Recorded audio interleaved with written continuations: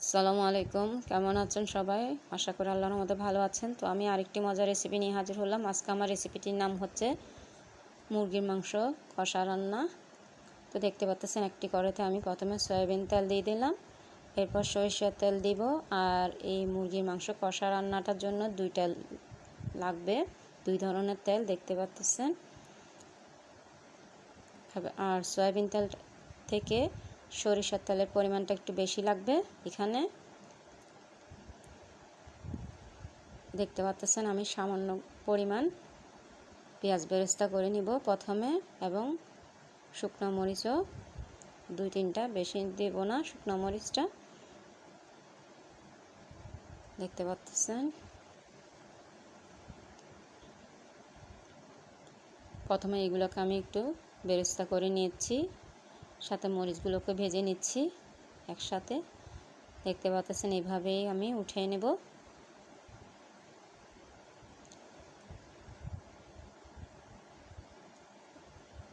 দেখতে পাচ্ছেন এলাচ, দারুচিনি, লবঙ্গ এবং তেজপাতা দিয়ে দিলাম। খুবই লোভনীয় একটি খাবার এটি। আর মুরগির কষা মাংসটা আসলে সবাই পছন্দ করে থাকে। দেখতে পাচ্ছেন আমি এখানে পেঁয়াজ বাটা দিয়ে দিলাম প্রায় 6 টেবিল চামচের মতন। আর এগুলো আমি নেড়ে চেড়ে দিচ্ছি। স্বাদ মতো লবণটা দিয়ে দিলাম। আর এই রান্নাটা কিন্তু গরম ভাতের সাথে, খিচুড়ির সাথে খেতেও ভালো লাগে। তো দেখতে পাচ্ছেন আমি টমেটো সসটা দিয়ে দিলাম। খুবই মজার একটি খাবার, দেখতে পাচ্ছেন। খুবই অসাধারণ একটি রান্না এটি। এখানে আমি 1 চা চামচ হলুদের গুঁড়া দিয়ে দিলাম, ধনিয়ার গুঁড়া দিচ্ছি। দেখতে পাচ্ছেন 1 টেবিল চামচ ধনিয়ার গুঁড়া দিলাম, এরপর মরিচের গুঁড়া 2 টেবিল চামচ দিলাম। আর এই রান্নাতে কিন্তু মরিচের গুঁড়াটা একটু বেশি লাগবে, কারণ কষা মাংসটা একটু ঝাল ঝাল করে রান্না করলে খেতে ভালো লাগে। তো দেখতে পাচ্ছেন আমি আদা রসুন বাটা দিয়ে দিলাম 2 টেবিল চামচ। আবারও নেড়ে চেড়ে দিচ্ছি এবং কষানোর জন্য পানি দিচ্ছি। আমাদের তো খুবই প্রিয় এই রান্নাটা। টমেটো কুচি দিলাম। যেহেতু কষানো হয়ে গেল, আমি মুরগি মাংসগুলো দিয়ে দিচ্ছি। দেখতে পাচ্ছেন কষানোর ফলে তেলগুলো কিন্তু মশলার থেকে উঠে আসলো। আমি মাংসগুলোকে নেড়ে চেড়ে দিচ্ছি।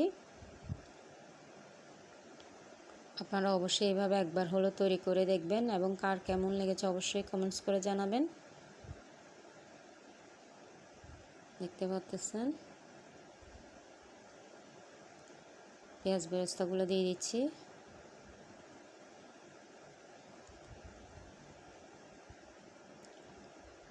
কাঁচামরিচ দিয়ে দিচ্ছি।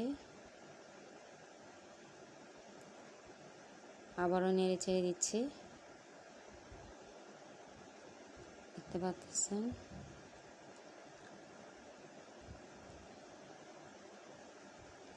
আবারও নেড়ে ছেড়ে দিচ্ছি, কারণ কষানো মাংসের মধ্যে কিন্তু এভাবে নেড়ে চেড়ে মাংসটাকে সিদ্ধ করে নিতে হবে। আর মাংস সিদ্ধর জন্য কিন্তু বেশি পানি দেওয়া যাবে না এখানে।